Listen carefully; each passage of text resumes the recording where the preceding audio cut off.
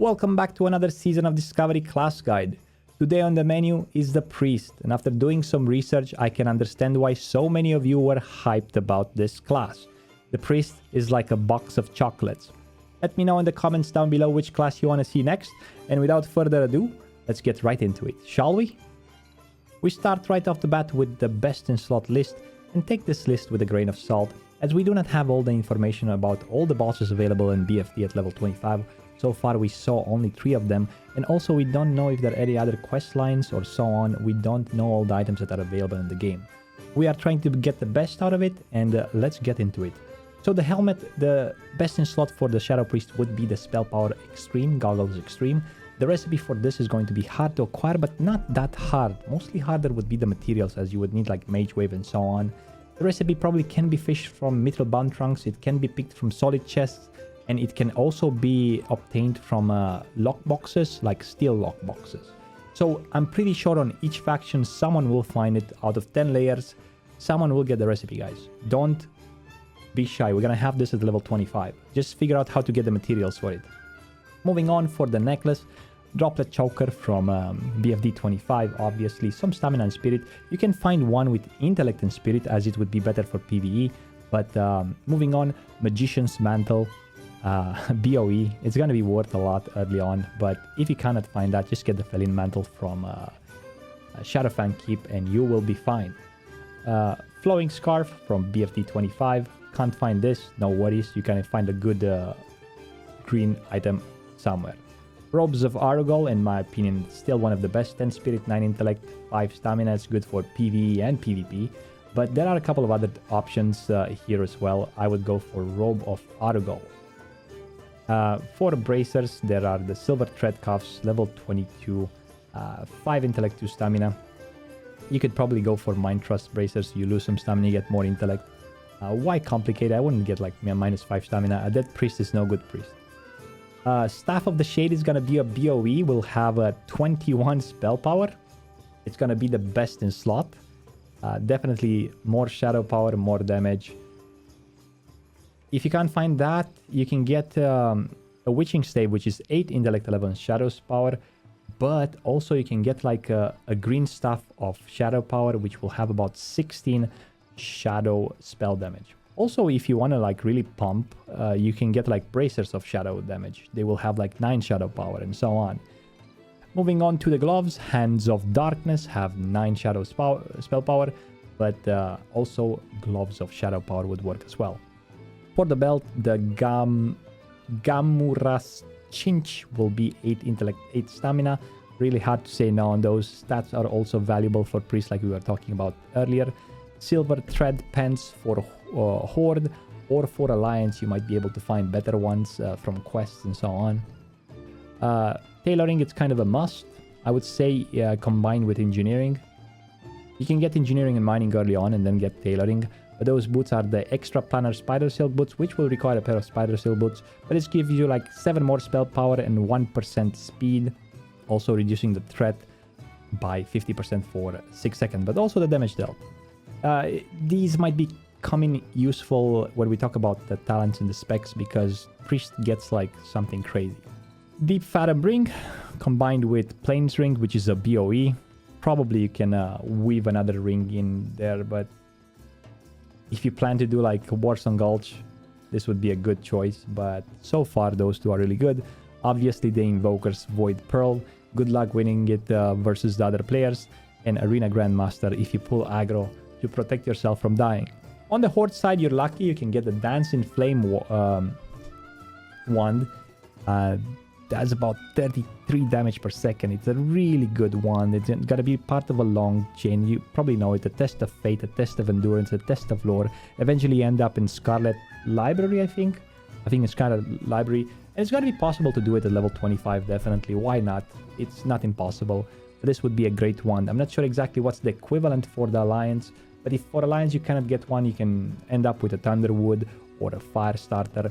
However, as a Horde, you will spec specifically based if you're able to get this wand or not. With that being said, let's move into the talent part. The first spec is going to be a PvE DPS spec, And we're going to go for 5 out of 5 1 spec, which is increases our damage by once by 25%. I know, still we're playing the old school priest, but if we have the good one that we are talking about, the horde one, the dancing rod with 33 damage per second, I think this is going to be quite beneficial, as you will see soon that priest still has the classic problems with mana and being able to regenerate mana, and also with pulling aggro. But we'll get into that soon. So 5 into 5 1 spec with Spirit Tap, 5 into 5, 2 points in improved Shadow Pain, 6% hit from Shadow Focus, and Mind Flay. The first spell we choose is the chest run. We had to choose between Twisted Fate and Void Plague. Void Plague is another dot, just like Shadow Word Pain, and Twisted Fate increases the damage done by Mind Flay and Mind Blast by 20%. While the target obviously is affected by Shadow Word Pain, you always keep Shadow Word Pain up, so it's no big deal. The reason why I chose the Void Plague over the Twisted Fate is because it synergizes quite great with Shadow Word Pain, with Void Plague, and then wanding the target. I think it's going to be better than just spamming Mind Blast or Mind Flaying, because you would be probably pulling too much threat by spamming Mind Blast. Because you can't really afford Shadow Affinity, especially if you're on a Horde side, you might not have Blessing of Salvation, so a dead priest equals no DPS. On top of that, being able to keep the dots and wand should be able to have enough mana for the entirety of the fight. I think this is going to be like some sort of meta in terms of priest DPS. However, it can be done differently, and you could probably remove points from one spec and go crazy into Mind Blast, and then change the Void Plague run for a Twisted Fate and just spam the Mind Blast on cooldown and go crazy. On the leg rune, I chose the Homunculi just because I never used it. It seems to be something similar to Mirror Images. I never played with this one on the Priest, but it seems to be the most viable option to choose. There's another thing that you can choose, Shadow Shared Pain, which is going to increase Shadow Word Pain up to additional 2 new targets. So at least in PvP this could be great with Blackout, great synergy, but specifically for PvE I think Homunculi would be better. And for the hand run, between Mind Seer and Shadow Word Death, it depends. Mind Seer is something like AoE for trash packs, and Shadow Word Death is just pure DPS. I mean, it would be nice if you could swap between them, so during trash packs you would have a pair of gloves with Mind Seer, and during a boss fight probably have your finisher, your Shadow Word Death. You have to be very careful with this, both from the point of pulling aggro and both from the point of yourself. However, we move to the next spec, and the next spec would be a healing spec.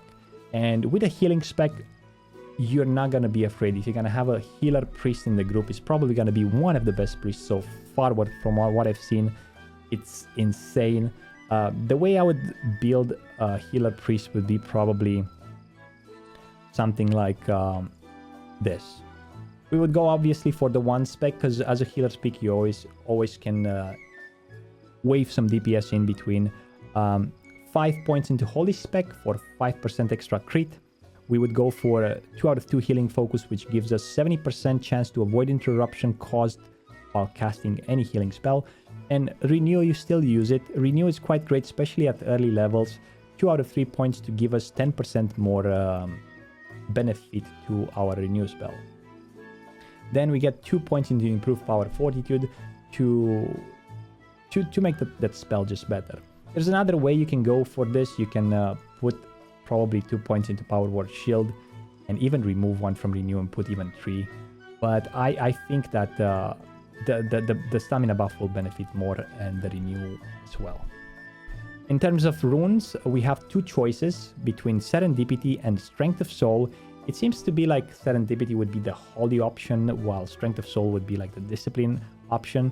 Serendipity is more based into healing with Flash of Light, reduces the cast time of your next lesser heal, greater heal, or a prayer of healing by 20% for 20 seconds, stacking up to 3 times. So if this works like it should work, you could be probably able to downrank spells like Flash Heal, get 3 stacks, and then just cast a greater heal onto the tank. It also provides the priest with more time to get into MP5, 5 seconds rule, because you cast faster and then you're finishing healing faster. Also, it helps you with the burst of damage, because I would assume the new bosses from the raids will hit the tanks hard. Maybe they have enraged thingies, and with the extra casting time, you would be able to heal aggressively on high bursts of damage, which it's basically a no-brainer. You have to go Serendipity for the healer priest. Now, Strength of Soul, it's not bad by any means. It's just that it's focused like lesser heal, greater heal, reduces the duration of your weakened soul by 4 seconds. So the more you cast on a tank, the more shields you can apply, and more often you can apply shields on the tank. However, if you're having a druid tank or a warrior tank and they generate rage, they might be like yelling at you as it is in Classic, "Stop shielding me because I'm not building rage."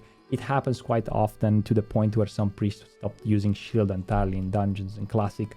I'm not sure if this is going to be the case here, but I would choose the Serendipity, and most of the priests, I would say like 80% of the priests, in these situations of PvE healing would probably choose Serendipity. Moving on to the leg rune, we have two options here as well. We have Prayer of Mending and we have Power Word Barrier. And it seems to be like similar. It seems to be like Power Word Barrier would have a great synergy with the previous chest rune, the Strength of Soul. And the Prayer of Mending would have more of a synergy with a Holy Spec. The Power Word Barrier summons a Holy Barrier to protect all party members at the target location for 10 seconds, reducing all damage taken by 25% and preventing damage from delaying spellcasting. This is quite great, definitely, but I think Prayer of Mending places a spell on the target that heals them for 150 the next time they take damage or receive healing. When the heal occurs, Prayer of Mending jumps to a party member or raid member within 20 yards, jumps up to 5 times, and lasts 30 seconds after each jump. This can be only placed at one target at a time, and I would go probably for Prayer of Mending and Serendipity. With that being said, if you have, in a scenario where a raid is bigger than 10 people, or if you have 2 priests, you can talk with other priests to have them. I think this is situational as well. We have to know better the boss fights, but overall the Prayer of Mending would be superior to the barrier. Moving on to the hand run, we have here 2 choices as well. We have the Circle of Healing and we have Penance. Well, my first choice was obviously being a Horde healer here. We have the Nun, a level 25 Undead Priest. Circle of Healing, which heals all target members, all party members for 82 to 92 within 15 yards, right? I mean, if I'm a Horde healer, I would probably go for Penance here. I would say if I'm an Alliance healer, and I would probably go for Circle of Healing, because I wouldn't want to interfere with the Shaman Chain Lightning, because this is basically glorified Chain Lightning as well here. If already a Shaman is casting a Chain Lightning, I would be better doing something else with the Priest. And we have so many options, right? Penance is a different type of spell. So I would say Circle of Healing would still be probably better than Penance, specifically for PvE healing in raids and dungeons. However, Alliance might benefit more from it, as it kind of lacks the sort of AoE healing that the Shaman is being able to provide with Chain Heal. The same thing is like if you have 2 priests in a group, you can talk with him, have one get the Penance and one not. Penance launches a volley of Holy Light at the target, causing 64 holy damage to an enemy or 171 healing to an ally instantly and every 1 second for 2 seconds. Obviously in PvP it has different uses. It seems like this would be a disc spell and this would be probably a holy spell as well. This would be my healer build, basic starter kit, but don't take this for granted. Feel free to experiment. We don't know exactly how the boss fights would look, and hey, we're not supposed to be copy of each other, right? Moving on to the third spec, which I think would be a PvP spec here. I was trying to figure out exactly how to get the PvP going on, and there are 2 options on the PvP. My first option would be the hybrid priest, the multifunctional priest. We're going for Blackout priest. One thing that priest lacks out of everything is mobility. Blackout gives us mobility, and with the new abilities we have more shadow spells rather than Shadow Warp Pain and whatever we do, to be able to proc Blackout. So the first point I would go for Unbreakable Will. Increase your chance to resist stun, fear, and silence for an additional 15%. Power Word Shield, obviously 15% extra defense on the shield. Healing Focus gives you a 70% chance to avoid interruption caused by casting any heal spell. We don't have Shadow Form right now, so it's kind of like you can go with almost anything here. Blackout is the most important one. I got 1 point into Shadow Word Pain. The other spec I would have gone would have been probably 2 points into Psychic Scream cooldown, which would be 4 more seconds. But I think overall this would be better. I would probably go for Void Plague here for double dots. For the leg rune, I would probably go for the Shared Pain, especially if the PvP would be a World PvP scenario. Your Shadow Word Pain now also inflicts up to 2 additional nearby targets within 15 yards. So basically, you're gonna cast 1 Shadow Word Pain, you're gonna dot 3 targets. Imagine those people will be like crazy. They would go like, what happened? All the blackouts. Oh my god, the blackouts proc. And then I would put like Void Plague on those as well. I would kill. And obviously the third one would be probably Shadow Word Death. I don't see... I guess you can use the Explosion if you're doing some sort of AoE outside in the world, but mostly it would be a Shadow Word Death. It's your finisher, it's your execute, it's your closure. Void Plague into Shared Pain, into Shadow Word Death with this spec would be great, but feel free to experiment. Feel free to go deeper into Shadow. It's level 25, you're not yet getting the Shadow form, although from what I've seen so far, the Priest at level 4 cap, once it gets the Shadow form, it's gonna become quite deadly. There are just too many ways of getting that Blackout proc. From too many ways. I don't know, I think it's going to be like crazy. This is it, guys. Let me know in the comments down below. What do you think about the Priest? You gotta play it. What class you want to see next time, and find me live at twitch.tv/Frostadamus. I haven't been streaming a lot lately, but soon I'm gonna be streaming. I'm gonna be streaming a lot the launch of Season of Discovery. If you're looking to level multiple characters in Season of Discovery, you can get a guide. There's a link in the description from RXP. I use my code Frostadamus for 5% off. I would recommend the Classic Era Speed Leveling Guide, the old one. If you already have it, you can use it, it's fine. With that being said, thank you very much for watching. Until next time, stay frosty. Bye-bye!